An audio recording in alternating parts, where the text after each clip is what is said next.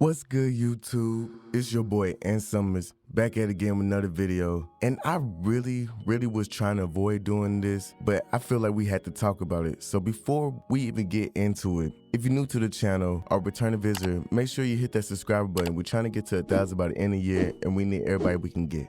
So Donda and Certified Lover Boy, as we all know, dropped pretty much around the same time. Honestly, I think both of these albums was pretty mid, but they both had their good qualities.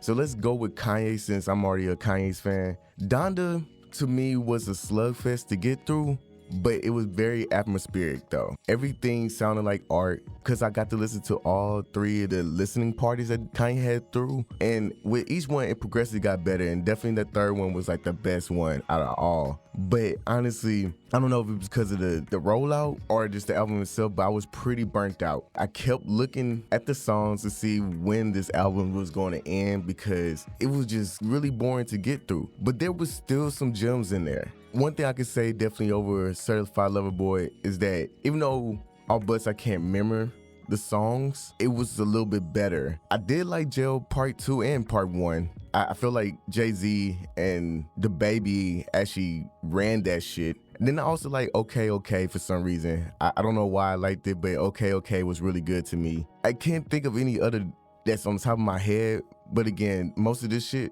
was pretty memorable. But I think what really helped Donda album was all the features. The features really what made it better to me.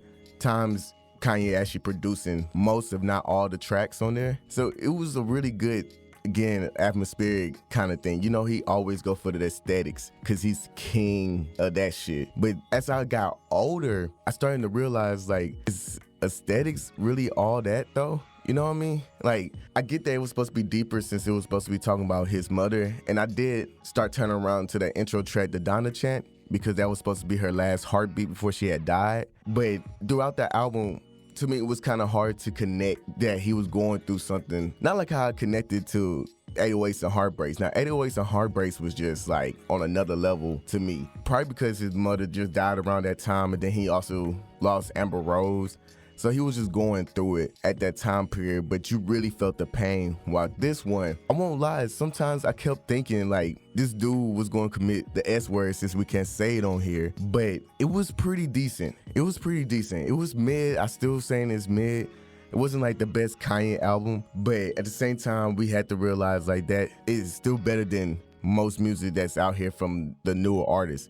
I also didn't like any songs to go on to my playlist wise, but at the same time, I wouldn't mind hearing the songs if they just come up out of nowhere type shit. Like, I wouldn't turn it off, but I wouldn't go out looking for it or put it in my own personal playlist. So let me go ahead and go into Drake's Certified Lover Boy. Now, Certified Lover Boy was also equally boring to get through, but I think it's also because the time period that he put it out. Some people got it at 2 a.m. I got it at 12 because where I lived at, so we was 2 hours behind when it released. So we got to hear it at midnight, but still, I was still tired just like everybody else. But it was definitely a slugfest to get through. Definitely the intro track and some of the beginning tracks, I want to say all the way to number 3, it just felt like Drake couldn't keep up with the beat for some reason. I don't know if anybody else felt that way. Maybe again that I was tired, but it just didn't feel like he could keep up with the beat. But as it kept progressing, it kept getting better and better. And just kind of the same thing like Kanye shit, Drake shit was the same way, where the features really what made it pop to me. I started to find myself not really wanting to hear Drake, but the people that was on it. Now, there was still some songs on there too that I like. Not everybody had like Way Too Sexy,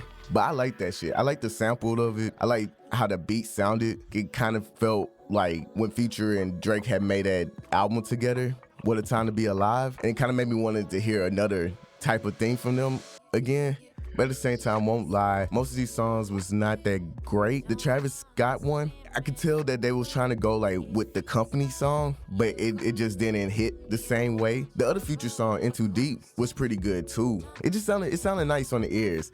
But overall, his album was definitely boring, but I got what he was trying to do. Like, he was giving me all eras of Drake from the beginning to the end. Like, it was all different eras of Drake that we got over the years.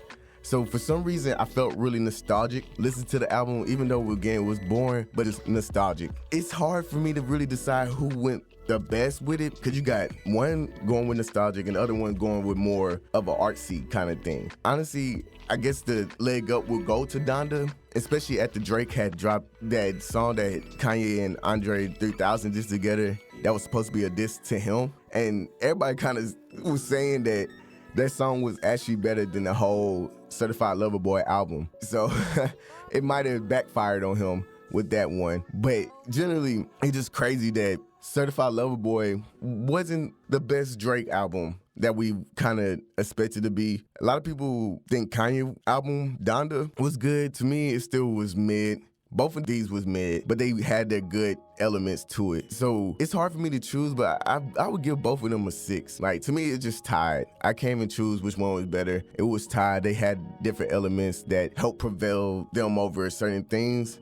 But yeah, I can't lie. I know I'm normally the one with the unpopular opinion when it comes to music. So I'm already understanding that this is probably gonna be disliked, and I don't give a shit, honestly, because somebody got to say the truth to these music shit for real. Because when you really think about it, it's funny how both of these artists had the same features damn near. And it's crazy because when you really divide the line, Certified Lover Boy, all his features sound like he was featuring on somebody else's song, while Kanye features sound like they was featured on Kanye's song. So again, there's some leg up to Donda, but at the same time, between both of these legends, it's still tied. And it really makes me realize too that if Kendrick Lamar drop his album this year, I think he's gonna take the cake. Like, I think the door is wide open for him to blow it out.